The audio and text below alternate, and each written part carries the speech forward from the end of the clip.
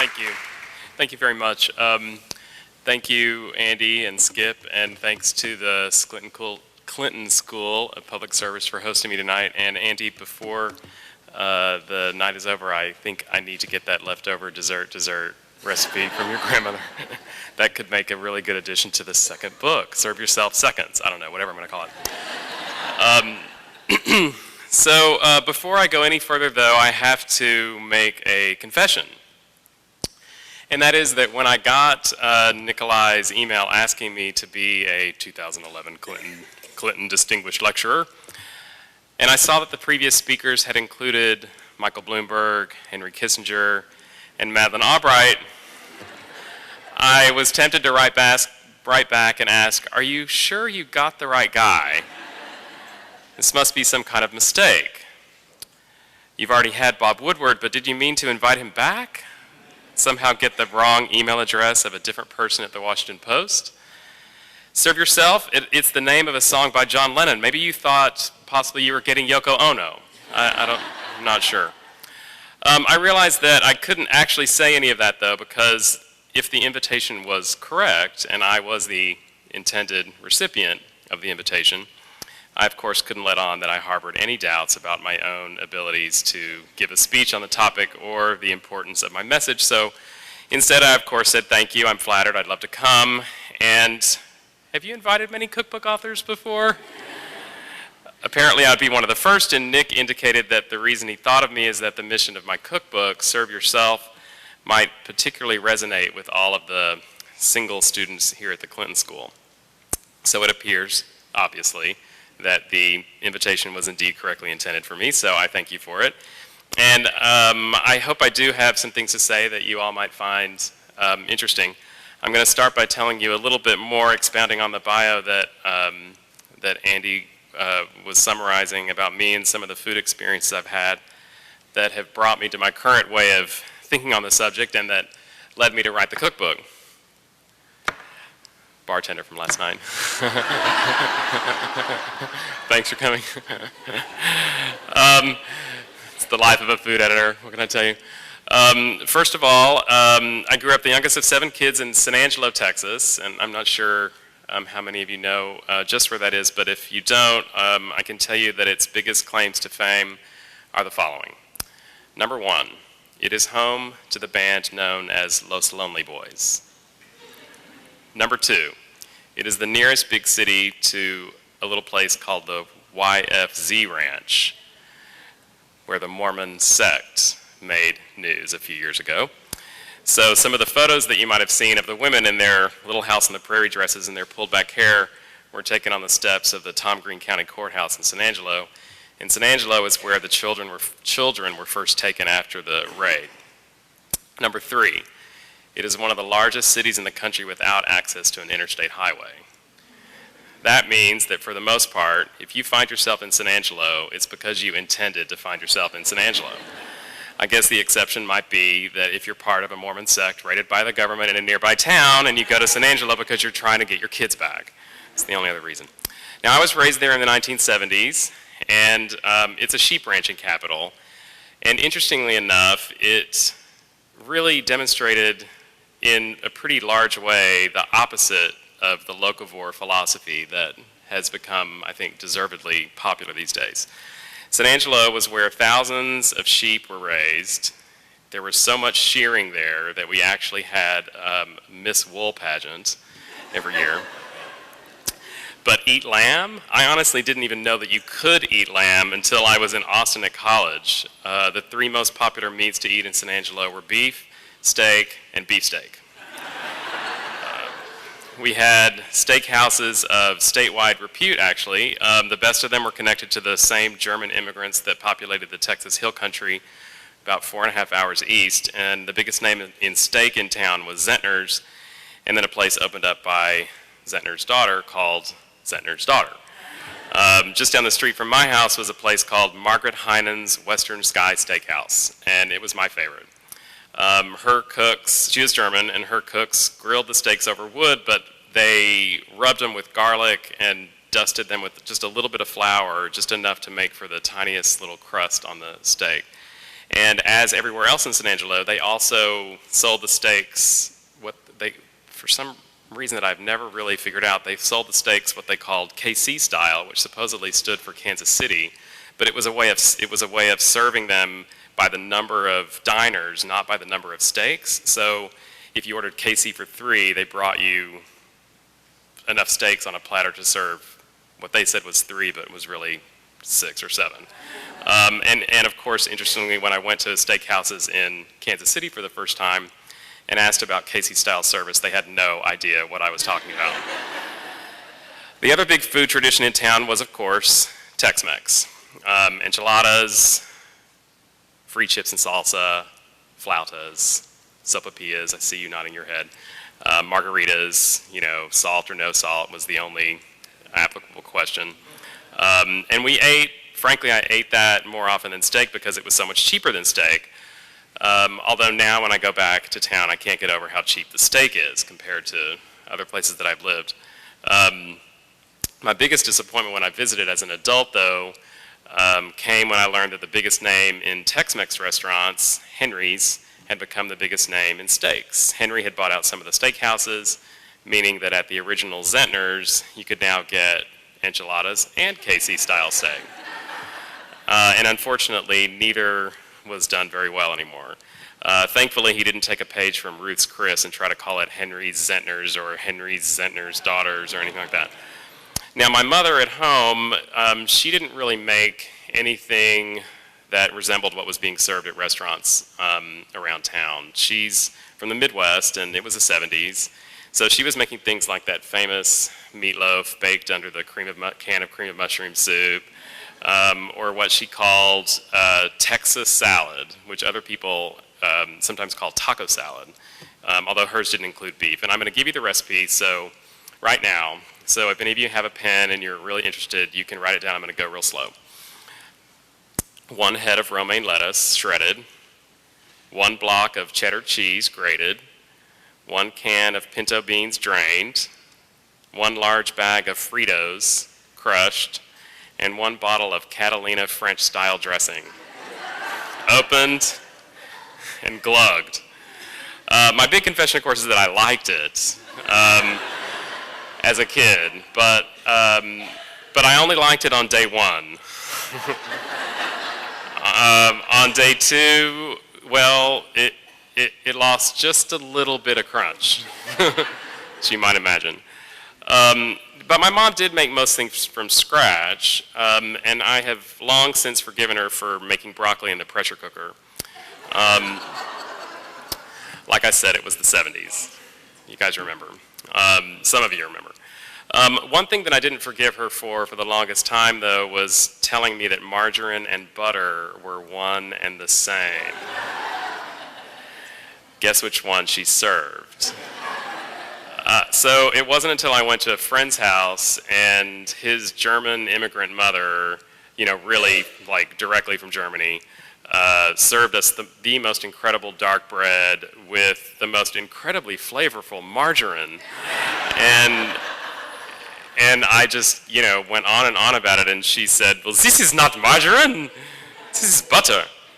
Is that a German accent? I don't know if it was, but, so I, of course, immediately went home and, accused my mother of lying to me and deceiving me, when really all she was trying to do was what she thought was the healthier thing, because that was the other, one of the other major misunderstandings of that era in cooking. We have since learned that margarine was certainly not the healthier choice. Now, I tried to join her in the kitchen on many occasions, but frankly, she wasn't all that interested in my help, at least at first. I remember nagging and nagging and nagging when we had people over, particularly, that she let me use her stand mixer. I was enamored of machinery or appliances back then. And I was about 6, and I wanted to use it to mash the potatoes and to whip the cream particularly. And the reason that I wanted to use it to whip the cream is because I didn't think that she was doing it right.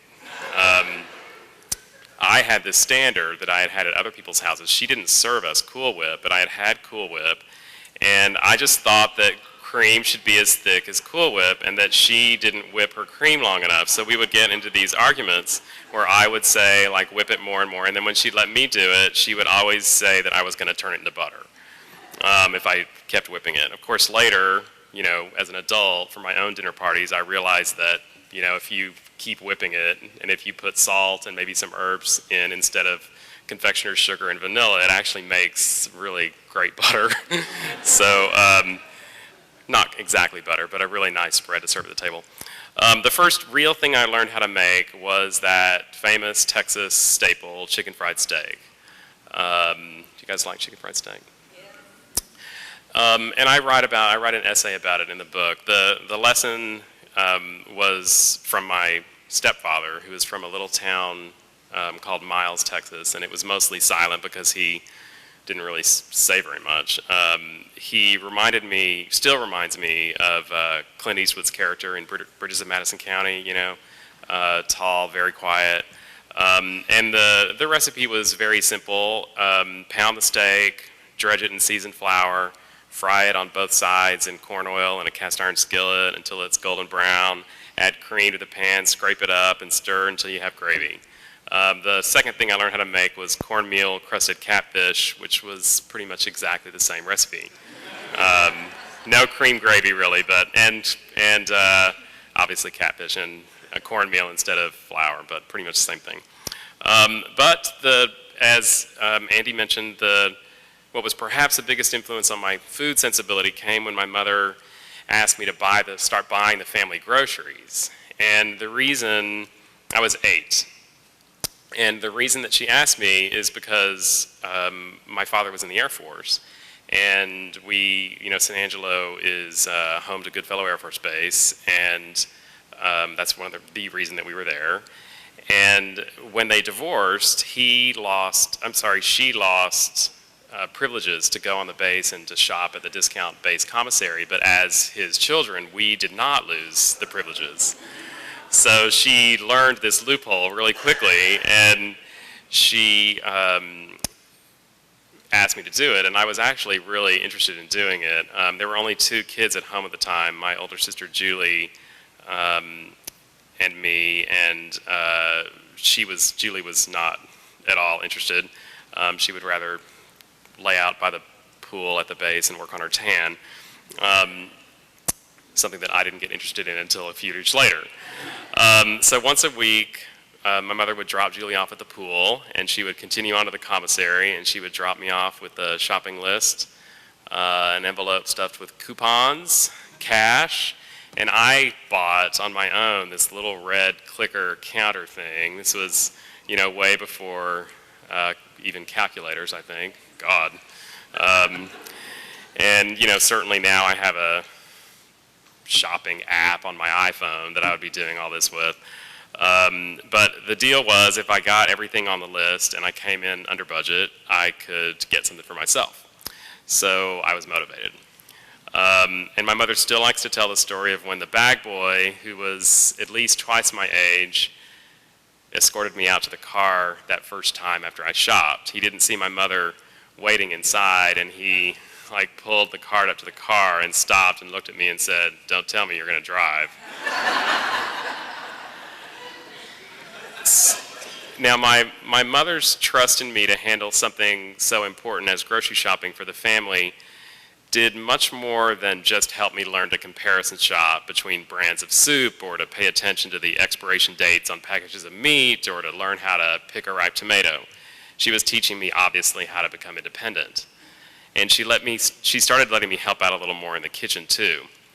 When I then moved to Austin many years later to go to college at the University of Texas, my first year was spent in a dorm, and honestly it was one of the most frustrating years of my life because I had to depend on other people for food for the first time in a while. And then I moved into co-op housing my sophomore year, and then into an apartment soon after that. And the chicken fried steak was turning into pan-fried pork chops with black beans and cabbage. I was trying to limit the ramen noodles as much as possible. I was actually buying them by the dozen because they were so cheap, but I was jazzing them up with leftover roast chicken, ginger, scallions. Sometimes for for friends, roommates, but often, of course, just for me. And meanwhile, I was rapidly moving toward a career in newspaper journalism. I had started working in newspapers at age 15, first as a part-time, what they call rewrite clerk for the daily paper in San Angelo, then at the Daily Texan at UT, and then at suburban dailies in the Boston area. I edited a regional weekly in southern New Hampshire at age 25. Was telling Nick earlier that I was there for the presidential campaign in 92, that Clinton won. So I got to meet all the presidential candidates as they came through New Hampshire, which was fantastic. And I came back to Boston to edit a weekly neighborhood newspaper in the South End, which is the hub of the city's restaurant scene. And that's where the journalism and the food started sort of coming together. I left the paper to freelance and found myself gravitating toward food stories. And then after a few years on the Boston Globe's copy desk, I had a little career crisis. And I started feeling disillusioned with news. I went for a promotion and I didn't get it. And I was surprised to find myself relieved that I didn't get it. And it shook me up. And I thought, well, what's going on? And I realized that I really wasn't happy. And so I was reading one of those books that's, like What Color Is Your Parachute or something like that. And there were these exercises in it on how to, follow your bliss, basically.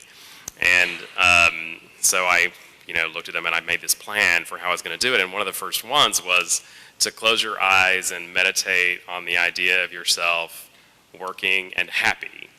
And there were a series of these meditative exercises, and then supposedly after, I don't know, I think it was weeks, you would start to fill in blanks about like what were you doing in this, little vision that could help lead you towards some career idea.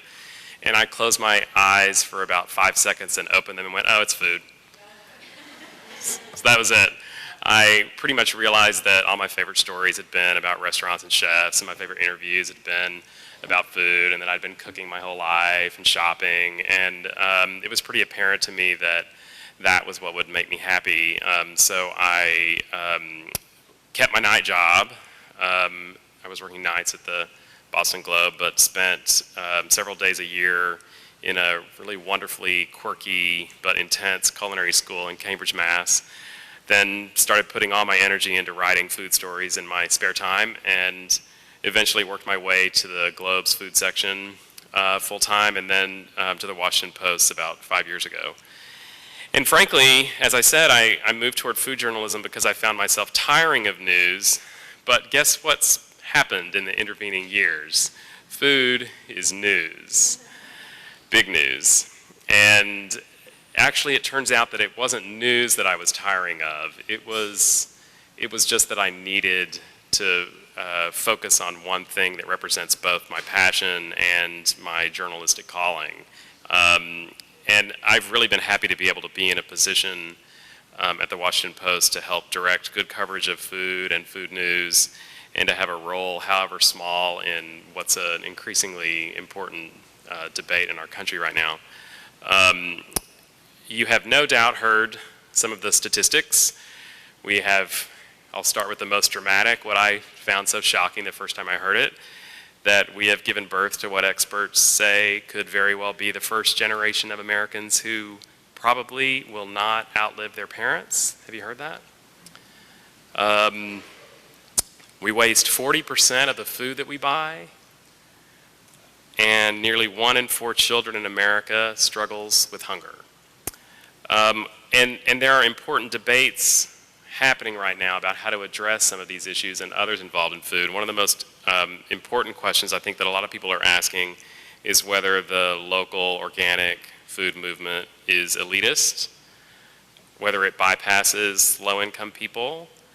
And interestingly, I find the following question to be really provocative and interesting, and that is whether industrial agriculture, which depends on the use of pesticides, genetic modification, other technological advances, is in fact, as its proponents would say, better suited to solve the issues of world hunger, because it's better positioned to take advantage of advances that result in efficiency?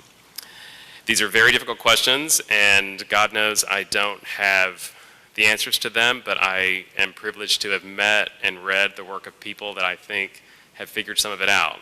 And I'm going to, because I'm so interested in that industrial agriculture question, I'm going to share with you a quote from someone that I heard that I think addresses it really beautifully. I was recently involved with a conference that the Post organized at Georgetown University called The Future of Food. And I had the pleasure of sitting at one point next to the great poet, farmer, and essayist Wendell Berry, whose speech was just about what you would expect from a great poet, farmer, and essayist, and that is, it was beautiful. And here's what he said about that question about whether industrial agriculture is the best way to feed the world.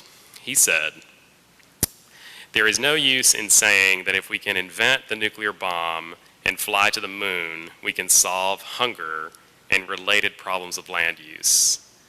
Epic feats of engineering require only a few brilliant technicians and a lot of money.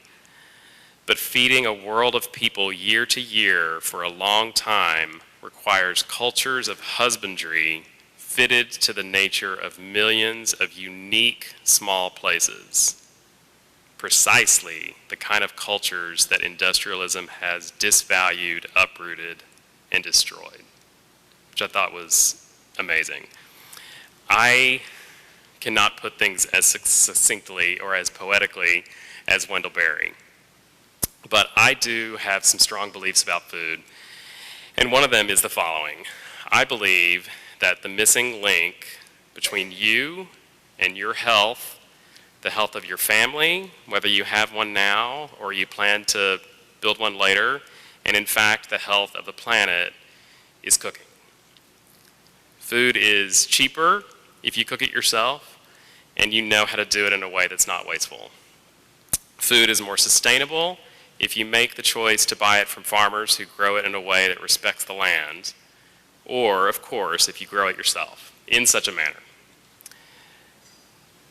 If you learn to eat seasonally, if you get in the habit of preserving food at the peak of harvest and then doling it out to yourself and your family over the course of the winter when it's not so plentiful, food is not just cheaper, this is a tested fact. These are tested facts. It is more delicious and it is more nutritious.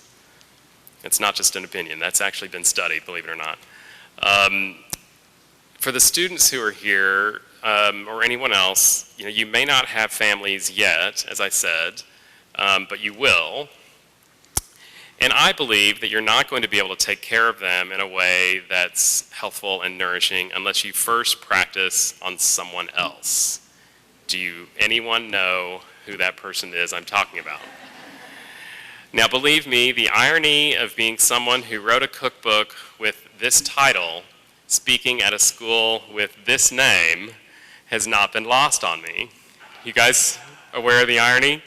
How do you tell students in a school of public service that the most important thing is to serve themselves?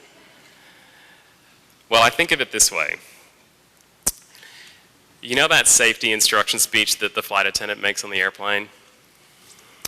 Maybe it's done in person, maybe it's a little recording they play over the speakers, or maybe on some of the hipper airlines, like I was flying on Virgin America recently, it's a little cartoon video, like full of little winks and nudges. However they do it, it goes something like this. In the event of a sudden change in cabin pressure, oxygen mask will drop from the ceiling. To secure the mask, place it over your nose and mouth, stretch the rubber band over the back of your head, and pull the elastic to tighten. The bag will not inflate, but the oxygen will be flowing. And this is the part that I like. Please secure your own mask before helping others. The video or the diagram always shows, at this point, always shows a mother and a child. And when I first paid attention to that, when I first noticed that, I was a kid flying to see my divorced father in Chicago every summer, something else my mother trained me and my sister Julie to do as independent spirits. We flew a lot, and we had the flight attendants this was in the days back when flight attendants paid attention to you. I hope there's no flight attendants in the room. But we had, if you were a kid flying on an airline, they would greet you at the gate. They would escort you from one plane to the next. If you had a layover, it was really great. But when I first saw that as a kid and noticed that, I was a little disturbed by that instruction. Shouldn't the mother take care of the comparatively helpless child first? And I know many mothers, of course, must find it hard to resist that instinct too. It took me many years, though, before I understood. Of course, if the mother or any caretaker doesn't make sure that she or he is going to be safe, he or she will not be in any kind of position to take care of anybody else, right? True selflessness is not a sustainable quality in a parent, and it's really not a sustainable quality in anyone who's trying to be a good citizen in any way, in my opinion. So, the analogy extends perfectly to cooking, and it's not only about the possibility of raising a family. The way I think about it, I ask, how are you going to be healthy enough to contribute to the world in whatever way you decide to contribute? Whether it's raising a family, writing a book, working on a political campaign, working for a nonprofit, if you don't know how to take care of yourself. Food is not just about deliciousness, as delicious as it can be. It is about nourishment. And only when you know how to nourish yourself are you able to learn how to nourish others. So this is where my book comes in. Late in the speech, some might say. I wrote my book because, frankly, I was tired of hearing the following answer whenever I asked people what or if they cook for themselves. And the answer was also a question shot back at me. And it goes something like this. Why would I go to all that trouble when it's just me? And my reaction always is, just you? There's no such thing as just you. Not in my book. So what I wanted to do with Serve Yourself was to show people that not only is it important and self-sustaining and healthy and responsible to learn how to cook for yourself, not only is it possible to overcome the obstacles of shopping for one, don't even get me started on celery. You know what I'm talking about. Controlling, not only is it possible to overcome the obstacles of portion size, leftovers, storage, but it can actually be fun. For instance, I love throwing dinner parties. I love sharing the fabled pleasures of the table with friends and family that I cook for. But isn't there always a little bit of performance anxiety involved? I have a good friend who will never make for company something he has never taken on a dry run first. Just today at lunch, in fact, Nikolai mentioned cooking such a dry run for his roommates, and he made them the guinea pigs he said he'd try a dish out on before he would cook it for his lady friend, what she said. So cute.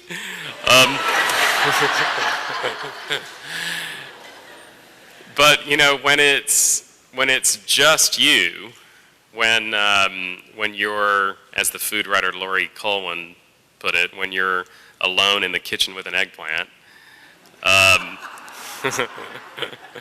sounds a little. Anyway, when it's just you, there is no performance anxiety. There's no dry run required. You follow your cravings wherever they may take you. You can improv to your heart's content. And if things don't work out, the worst thing that's going to happen is it's not going to be tasty.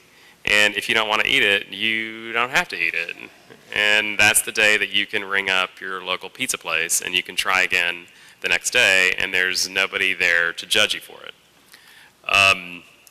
For me, cooking is positively meditative, and I honestly wish that it were the case for so many other people too. I am lucky enough to walk to work. Well, it's not really luck because I planned it that way, but I'm fortunate enough to be able to afford a condo in downtown DC that's within walking distance of the post. And when I get off work at the end of a long day, or actually I should say long before I actually get off work, I'm thinking about dinner. Do you guys plan several meals? Do you think several meals ahead? Good. When I get off work at the end of a long day, I am often what I refer to as hangry. This is a word that I have coined. It is a mashup of hungry and angry. And it's that feeling that you have when you are having a hard time processing information because you are not full. And you have difficulty making proper decisions. I think my doctor might refer to it as low blood sugar, but I like hangry better. It has a nicer ring to it.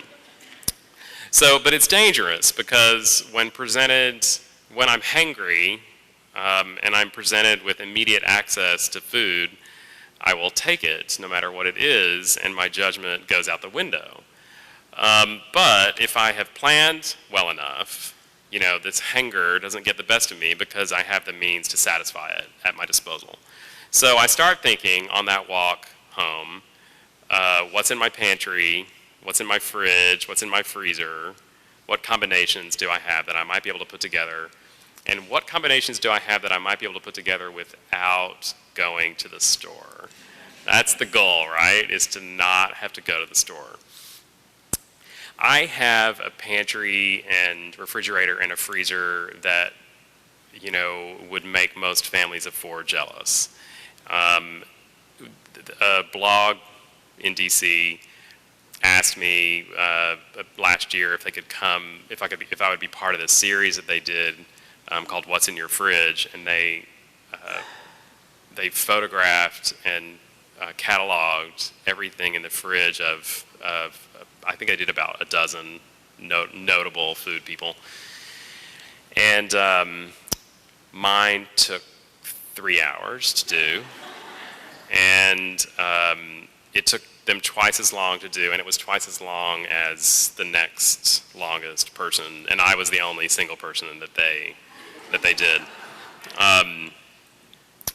So I'm walking home and I'm thinking about this stuff, and I'm thinking things like, do I still have some of that kimchi that I made a few weeks ago? Do I have rice that I froze in individual containers from the Chinese takeout I got last week in the freezer?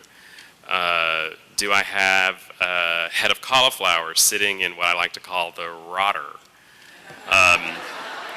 Because I don't know about you, but that's what happens to everything I put in there. So if I have all those things, then I know, right, that I can make a really great fried rice dish. Do I have eggs? Do I have that red pepper chutney I made the other day? Do I have a bag of potato chips and frozen shrimp? I've got the makings of a Spanish-style tortilla. You get the idea. So there are enough of us single people, and I don't mean just single as in unmarried. I mean people who live singly. There's more than 31 million of us in the United States now. It's the fastest growing household demographic in the country, and it has been for 20 years. There are enough of us that you'd think there would have been scores of cookbooks on this subject by now, right? We make up more than a quarter of all homes, and the reason for the growth in the demographic is sort of two-headed. On one end of the demographic, it's young people who are waiting longer and longer to get married, right? It used to be that you would move from mom and dad's house to college, maybe, to spouse's house. And now the window between mom and dad's house and spouse's house is, wider and wider. If it, more people are foregoing it altogether. And then on the other side of the demographic, older people who outlive their spouses are able to live longer and longer independently. So someone who is used to cooking for a husband or a family now is having to readjust to the idea of cooking for one. And I think that every one of those 31 million people needs to figure out for themselves that, when that oxygen mask of cooking drops down, the oxygen mask that tells them that they're hangry but that cooking can possibly alleviate it, all 31 million of those people need to be comfortable putting that mask on themselves first. Then, and only then, I think, can they start to learn how to put that mask on someone else. That's all I have to say. Thank you very much.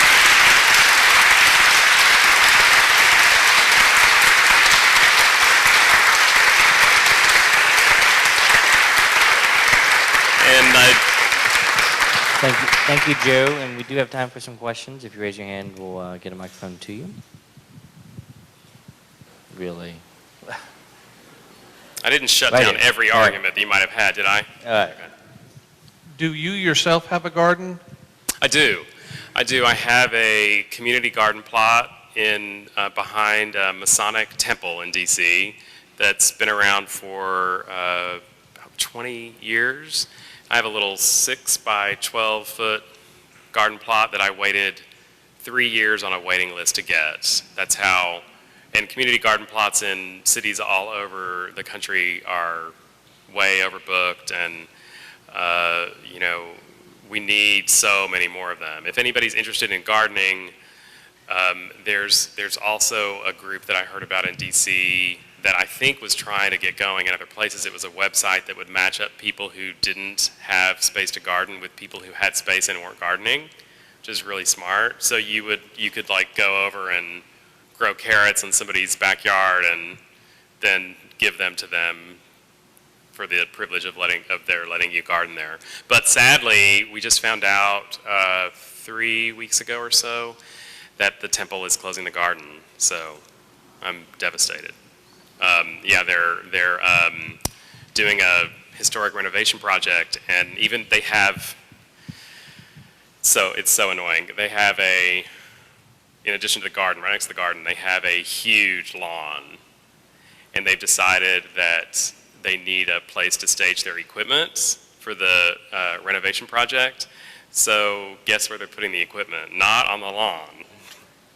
The lawn is going to stay. The grass that they spray with God knows what to get it to grow beautifully is going to survive. And the organic garden that people have spent 20 years growing food for themselves on is going to go away. Yeah, anyway. Right here. Oh, one second. It's all right. We'll get the mic to you. There you go. Thank you. I'm just curious, what's in your garden? Well, this year, for the first time, a third of it is garlic right now. Partly because I love garlic, obviously, but also because it's so easy to grow. Have you ever grown garlic? Have you guys grow garlic? Yeah, you just put the cloves in the ground. It's like magic. So I did that in the fall and put hay on top of it, and they're all coming out. They're beautiful. My only problem with growing garlic is that I love, more than garlic, I love green garlic, which is the immature garlic before it's formed, a full head. And you can use it like you would a scallion or leeks. It's the same family, but it's of course garlic flavored. And you can even, if you wait, it forms the head, but it doesn't form all the paper. So you can just slice the entire head and use it, and it's fantastic. But obviously, if you do that, you don't have garlic later. So, and I also have, I just planted I'm growing a bunch of spinach and lettuce in the middle part, and then on the left part, it's all herbs. So, but it'll change. I'll do tomatoes again. Cherry tomatoes probably, partly because they don't get stolen by neighbors. There's a tiny little theft problem in the garden. Yes, sir. One second. Well, congratulations. The University of Texas provided another good example. We're not very well liked around here. Oh, I'm sorry. Sorry. Ooh, sorry. See what I mean? Oh my God. Cliff, cut the mic off. It's over. So, it's Hog Nation. I learned that. Yes. Okay. So there is a demographic such as myself. I'm traveling alone. My wife's in Atlanta. Yeah. I have to cook for myself. Yeah. I'm in an apartment, no grill. I find my oven, I use the same burner, and the rest of the oven has now got a George Foreman grill, a waffle maker, all these appliances. Uh-huh. What kind of appliances do you have if you have so much in your freezer? We Are were you just a saucepan guy? We were just talking about small appliances earlier. Is Kim here? Kim's not here. No. A student earlier is a self-confessed small appliance addict, and I was trying to talk her out of some of them. Because I sort of think that my problem with a lot of small appliances is that you have pans and you have a big stove there that does a lot of what a small appliance would do, but you could do many more things than just the one thing that the appliance is designed for. But to answer your question, I have the most indulgent one is I roast my own coffee beans. So I have a little coffee roaster that's pretty amazing, and it has a little catalytic converter in it that actually eats the smoke. So it doesn't. That's been the problem with roasting coffee beans at home, right? Is that you smoke out your neighbors. But what else do I have? I have a toaster and a microwave. But I'm pretty much a big believer in using skillets, and we were talking about making panini, and yes, you can use a panini press. Yes, you could use a George Foreman grill, but you could also just use a cast iron skillet and like a bacon press. That's what I use at home. It's a cast iron, old-fashioned thing that I'm sure you can buy anywhere in Arkansas, right? Right? You guys are big. I mean, it's bacon country. And it holds the bacon flat while you fry it, right? But it's heavy. And I put that on sandwiches and make panini in my cast iron skillet. And the great thing about that is that I can make a whole lot of other things in my cast iron skillet too. So I'm not a huge small appliance fan. I'm also a big believer in my wok. I have a carbon steel 14-inch wok. That's true. It tends to live on my stovetop. And they make them now that they have a flat bottom so that they can, sit on on gas stoves. You don't have to, or electric, you don't have to, get a wok stove or a wok ring. You can actually use them. And it's not nonstick. I'm also sort of a believer that, I have one nonstick skillet, but I mostly like things that are not nonstick, but you can season them. And my wok is more nonstick than any nonstick pan I've ever had. I think that's all I have for appliances. I don't have a coffee maker. Oh, sorry, I have a stand mixer. I have an immersion blender. You know those, that stick blender? Okay, now I'm thinking. Oh, I have a slow cooker. Ooh, I guess I do have some. I have a pressure cooker. I love a pressure cooker. Yeah. I give over half my apartment as my kitchen. It wasn't designed that way, but it just has worked out that way. I just bought your book, so Thank you. it'll take me tonight to get through the whole thing. But I travel a lot with my job because I have to do education outreach coordination for the state. And I don't have a good set of recipes for things that travel well. Do you have any things like that in here? So you pack things when you're. Yeah, no. Yeah. I have some great sandwich recipes in the book, and you could certainly do some of those. My favorite sandwich recipe in the book is the easiest recipe in the book. And this would be perfect to take on the road. It's smoked trout, pumpernickel bread, Granny Smith apple, and Gouda cheese. And that's all that it is.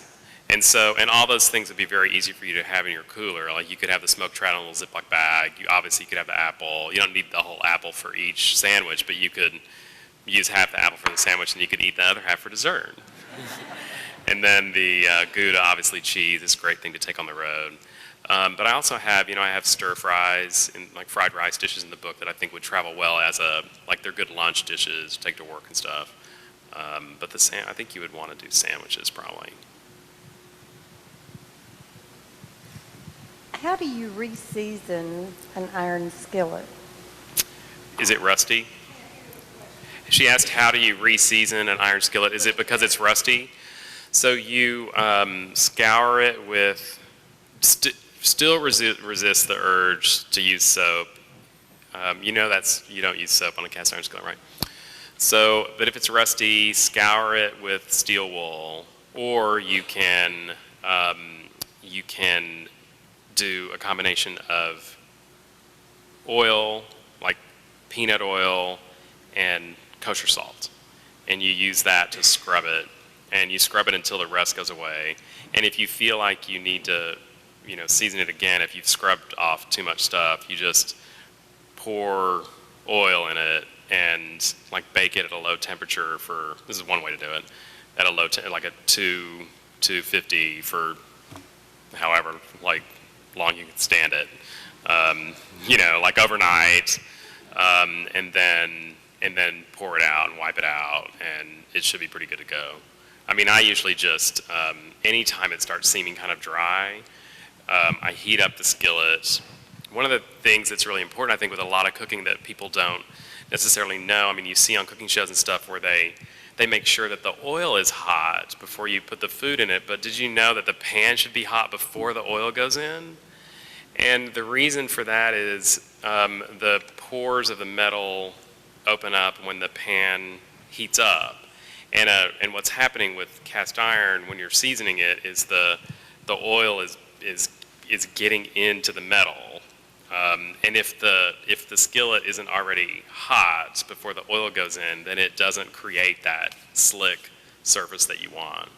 So that's what you do. Sure. Ready?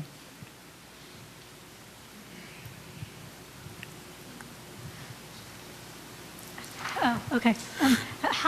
I have just like a steamer. It's just like this little contraption that has two tops and a microwave and a rice cooker. Yeah. What kind of recipes can I make? I need stuff that can turn itself off is why I got those things rather than the stove for now. You mean because you're working, you want to put it on when you're at work and come back and have it be done? Is that why?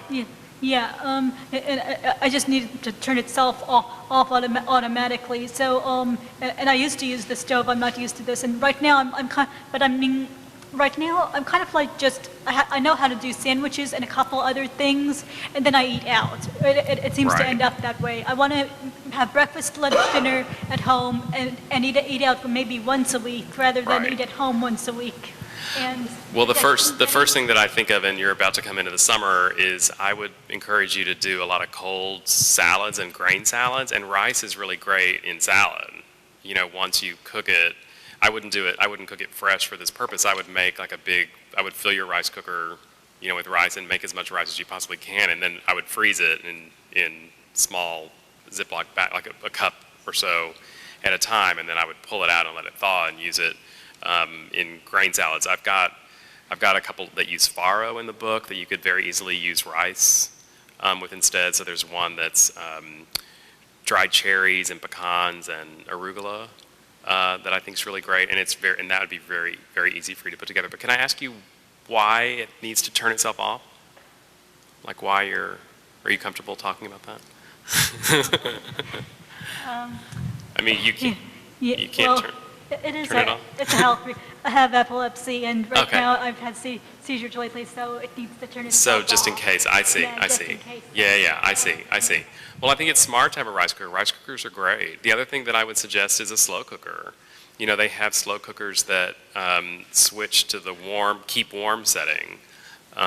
So after it, and that used to be one of the big problems with slow cookers is that, for me anyway, my big problem with slow cookers was that it wasn't slow enough, if that makes sense. So, like I'm gone from home for 9-10 hours, not 6. I mean, and so you see all these slow cooker recipes and they're done in 6 hours. I'm like, well, how is that helpful? I mean, but they have more now that you can program them to turn off or keep warm at a certain time. So I might think about a slow cooker.